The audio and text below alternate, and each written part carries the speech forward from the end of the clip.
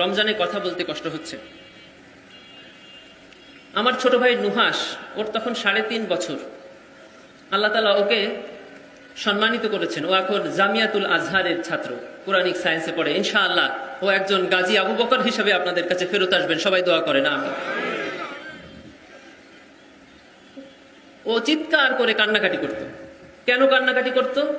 বললে কথা বলতো না।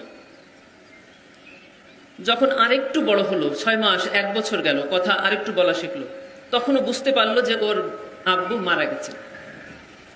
তখনও ভাত খেত, বলতো যে আমার আব্বু এইভাবে ভাত খেত। ও হাঁটতো আর বলতো আমার আব্বু এইভাবে হাঁটত।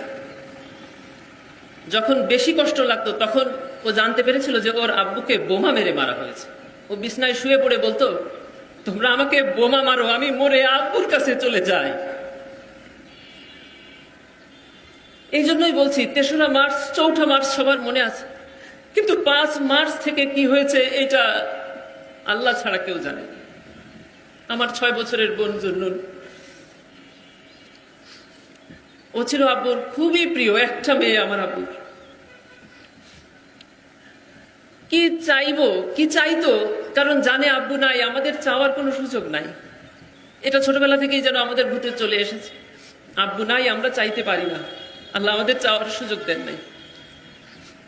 বাইরে যখন বৃষ্টি হতো, নুহাস বলতো আব্বুর কবরে বৃষ্টি হচ্ছে, আব্বু না ভিজে যাচ্ছে, তোমরা কেউ একটু যে কবরে ছাতা ধরে রাখো।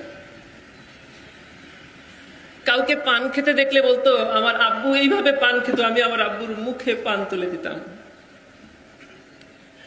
ছোটবেলা থেকে কান্না করতে করতে ওর চোখ নষ্ট হয়ে গেল। একটা চোখে ও এখনো ভালো দেখে না, একটাই খুব সামান্য দেখে। খুব কষ্ট করে ওকে চোখের ডাক্তার দেখানো হলো, কোনো প্রশ্নের জবাবও দিত না।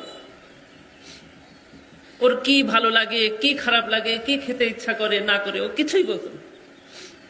তখন ওর কিছু মনে ছিল, এখন ওকে যখন জিজ্ঞাসা করি ওর কিচ্ছু মনে নেই। ও যেটুক জেনেছে আমার সম্পাদনার এই বই দেখে পড়ে জেনেছে। আর জিজ্ঞাসা করে আব্বুকে এরকম ছিল, আব্বুকে এরকম ছিল।